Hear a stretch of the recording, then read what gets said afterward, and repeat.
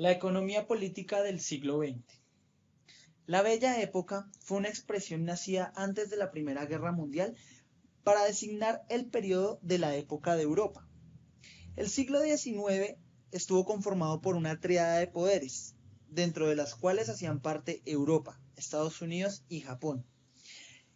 Y estas trajeron las nuevas periferias, conocidas como Latinoamérica, India, y un antagonismo entre Oriente y Occidente. Las viejas periferias que eran conformadas por China, Persia y Asia. La tríada da inicio a la globalización o al fin de la historia. Esto da origen a la economía política del siglo XX, puesto que surgen una serie de transformaciones a nivel mundial. Se da la revolución industrial y el nacimiento del Estado moderno.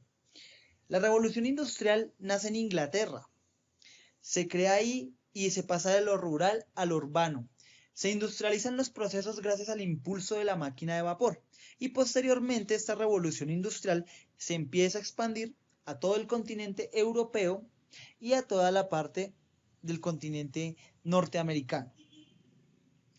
También nace la Revolución Francesa, las repúblicas y la división de poderes. Todo esto da inicio a la democracia. La triada, junto con la globalización, concentran la riqueza y los procesos de industrialización, generando una polarización de la riqueza a una escala desconocida. De la polarización nacen los oligopolios, impulsados por la oligarquía, y dan inicio a corporaciones financieras, las cuales captan dinero con ayuda y con apoyo del gobierno. Es lo que actualmente conocemos como los banqueros. También nace el capitalismo insuperable, puesto que estaba en todo su furor, basado en una ideología liberal o de libre mercado. Se da el equilibrio de mercado y con el nacimiento de la democracia también se da la opinión social y la opinión pública. También se reconoce un mercado libre. Pero todo esto simplemente es una estrategia hegemónica para la dominación territorial mundial.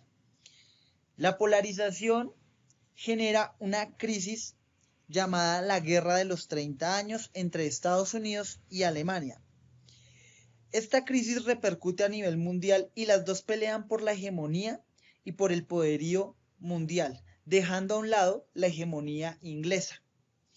Para el siglo XX, Estados Unidos se posiciona como potencia mundial. Los ingleses quedan a un segundo plano y la hegemonía de ellos muere, dando paso al control del socialismo.